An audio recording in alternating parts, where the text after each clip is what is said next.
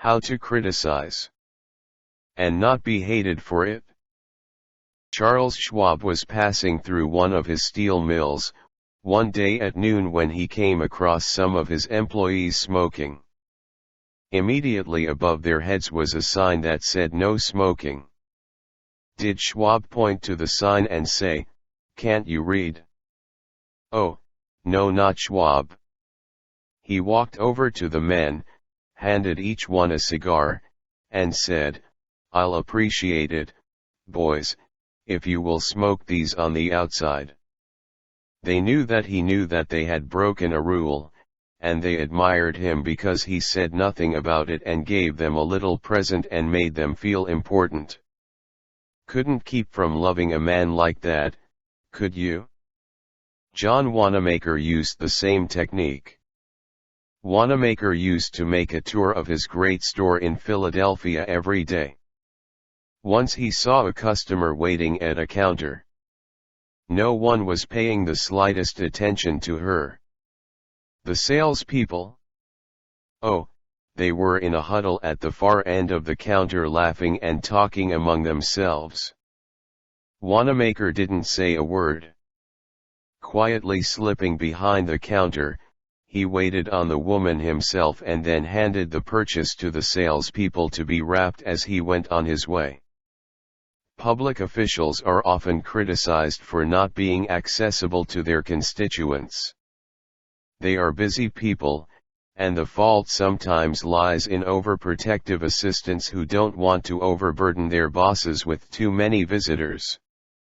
Carl Langford, who has been mayor of Orlando, Florida, the home of Disney World, for many years, frequently admonished his staff to allow people to see him. Claimed he had an open-door policy, yet the citizens of his community were blocked by secretaries and administrators when they called. Finally, the mayor found a solution. He removed the door from his office. His aides got the message, and the mayor has had a truly open administration since the day his door was symbolically thrown away. Simply changing one three-letter word can often spell the difference between failure and success in changing people without giving offense or arousing resentment. Many people begin their criticism with sincere praise followed by the word "but" and ending with a critical statement. For example, in trying to change a child's careless attitude towards studies, we might say, "We're really proud of you, Johnny, for raising your grades this term. But if you had worked harder on your algebra, the results would have been better." In this case, Johnny might feel encouraged until he heard the word "but." He might then question the sincerity of the original praise. To him, the praise seemed only to be a contrived lead-in to a critical inference of failure. Credibility would be strained, and we probably would not achieve our objectives of changing Johnny's attitude toward his studies. This could be easily overcome by changing the word "but" to "and." "We're really proud of you, Johnny, for raising your grades this term, and by continuing the same conscientious efforts next term, your algebra grade can be up with all the others." Now, Johnny would accept the praise because there was no follow-up of an inference of failure. We have called his attention to the behavior we wish to change indirectly, and the chances are he will try to live up to our expectations. Calling attention to one's mistakes indirectly works wonders with sensitive people who may resent bitterly any direct criticism. Marge Jacob of Woonsocket, Rhode Island, told one of our classes how she convinced some sloppy construction workers to clean up after themselves when they were building additions to her house. For the first few days of the work, when Mrs.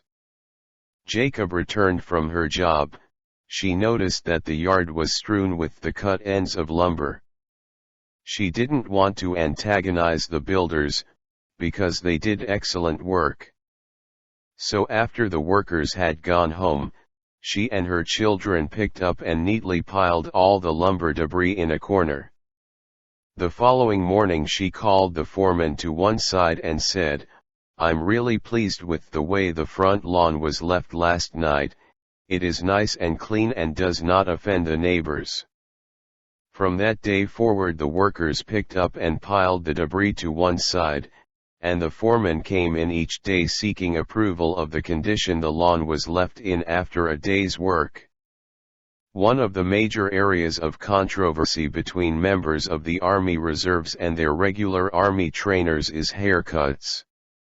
The reservists consider themselves civilians, which they are most of the time, and resent having to cut their hair short.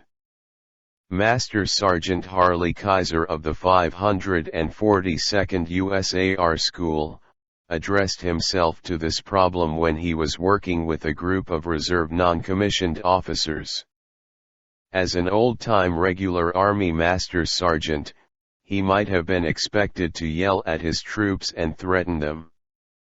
Instead he chose to make his point indirectly. "Gentlemen," he started, "you are leaders. You will be most effective when you lead by example. You must be the example for your men to follow. You know what the Army regulations say about haircuts. I am going to get my hair cut today, although it is still much shorter than some of yours. You look at yourself in the mirror, and if you feel you need a haircut to be a good example, we'll arrange time for you to visit the post barbershop." The result was predictable. Several of the candidates did look in the mirror and went to the barbershop that afternoon and received regulation haircuts. Sergeant Kaiser commented the next morning that he already could see the development of leadership qualities in some of the members of the squad. On March 8, 1887, the eloquent Henry Ward Beecher died. The following Sunday, Lyman Abbott was invited to speak in the pulpit left silent by Beecher's passing. Eager to do his best, he wrote, rewrote and polished his sermon with the meticulous care of a flaubear. Then he read it to his wife. It was poor, as most written speeches are. She might have said, if she had had less judgment, "Lyman, that is terrible. That'll never do. You'll put people to sleep. It reads like an encyclopedia. You ought to know better than that after all the years you have been preaching. For heaven's sake, why don't you talk like a human being? Why don't you act natural? You'll disgrace yourself if you ever read that stuff." That's what she might have said. And, if she had, you know what would have happened. And she knew too. So, she merely remarked that it would make an excellent article for the North American Review.